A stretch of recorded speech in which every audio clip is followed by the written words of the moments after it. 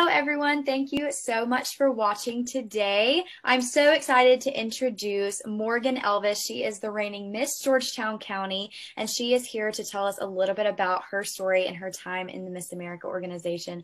So, Morgan, thank you so much for joining today. And I'll start by asking you to tell us a little bit about your experience with the Miss America organization and what got you started. Well, Julia, thank you for having me. I've been in this organization on and off, volunteering to help out with other girls and competing for about 10 years, which seems like a very long time looking back, but to me feels like a blink of an eye. And oh my goodness, the organization has done so much for me. I know that people hear these words and they think it's cliche when you're like, oh, this organization changed or saved my life, but it really truly did.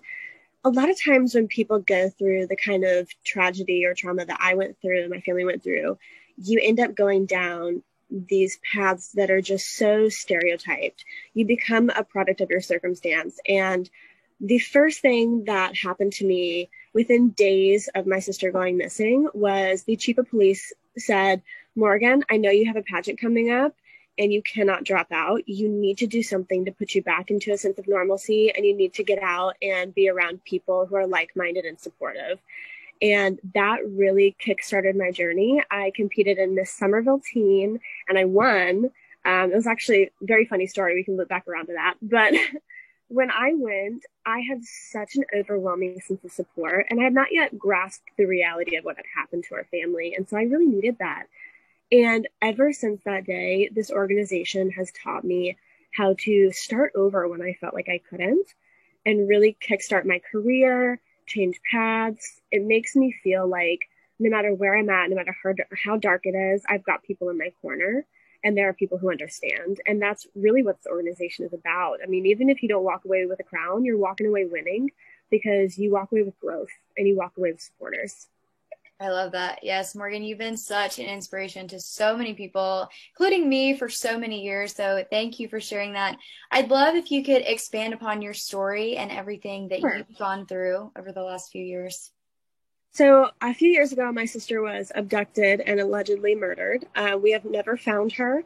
We have hope that she's out there still. Her kidnappers are in jail currently, serving 30 years concurrently for kidnapping and conspiracy to kidnap. And we went to trial so many times over the years. There was just a long, drawn out process. And part of what my platform or my social impact initiative comes from is that when she went missing, it was so traumatizing in the moment, and we didn't have any grasp on reality. We didn't understand, what happens next. There is no guidebook. There's no handbook that says, oh, your sister, your child went missing. Here's what you do. I mean, it'd be great if someone wrote that, but the reality is that it'd be a hard book to read. So we were very alone, and to no fault of their own, the police department were really focused on the facts and the investigation. And that's what they should be focused on. I don't want them to focus on anything but that. However, you get lost in that. You forget that there's a family and there's humanity there and that they are going through something also. And we really needed someone to bridge that gap, to hold our hands, to tell us what we do next, to tell us what is actually happening. And there was a lot of trauma that could have been avoided for our family had we had that gap bridged. And so my platform is a lot of, stepping in to do that for the next family. I personally reach out to the families of missing people within 48 hours after they go missing. And I make sure that there's someone there who can tell them what reality is right now and what to do next and what to hope for and what to advocate for themselves for, because a lot of times victims don't know their rights at all. So the Miss America organization actually helped me. I went to college. I dropped out. I had not dealt with my trauma, and that happens to a lot of people. And the Miss America organization helped me to redirect my path, to get me back into school on scholarship. And I am now a victim advocate and a guardian ad litem, and I'm actually in training right now for human rights. And it's such an amazing thing to be able to give back and be that hand to hold when I didn't have one. I get to see these children and be someone that they can look to and say, look at how much she has done. Her life did not end with this tragedy, and her tragedy is ongoing, and she keeps going too. And I think that's so important. because I did have that, but I didn't know I had it. I had Dawn Smith Jordan to look up to, Miss South Carolina Circa 1986. She went through a lot of the same things I went through with her sister. And in the moment, I didn't make that parallel. But looking back, she's a lot of the reason why I was able to keep going, because I saw someone else who had come before me and who had just done it. She didn't have a choice. She just went on, she powered through, and she advocated. And how incredible is that? So that's kind of where my story is. And it's still ongoing. Like I said, we haven't found Heather, but every year, twice a year, we have big events where we pull all of our resources in the community through the Community United effort of missing persons, through all of our police departments, our sheriff's offices. And we try to get all the children out to decorate Heather's Garden, which Heather's Garden is where her car was found after she went missing.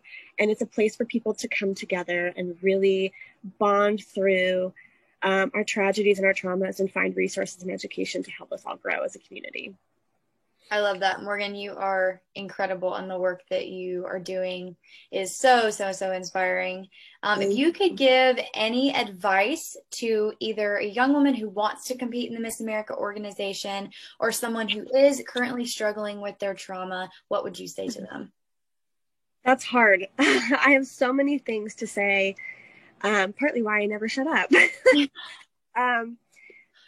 To anyone going into the Miss America organization or considering it, I say do it.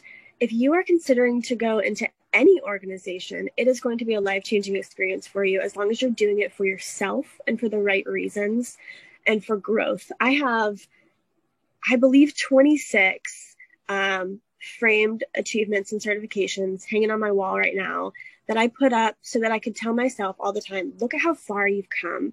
And getting into an organization like this, it will change your life, because it will show you how far you can go and how far you have come. To anyone who is dealing with their trauma right now, no matter what your trauma is, there is no timeline, there is no guidebook, there is no person who can tell you how to grieve, how to grow, or what your validations are. That is for you to decide. And for me, it took a long time to realize that. And you will grow at your own pace. But for anyone who's going through trauma, if you need a hand to hold, you can reach out to me. My phone number is public. You can pretty much Google anything about me at this point. So 843-457-9273. You give me a call and I will talk to you, whether it is 2 p.m. or 2 a.m. Well, Morgan, thank you so much for taking the time to talk with me today and to share more about your story and your journey within the Miss America organization. Like I've said a few times already, you're such an inspiration and such an encouragement to so many people. And I look up to you, and so many young women look up to you. So thank you so much.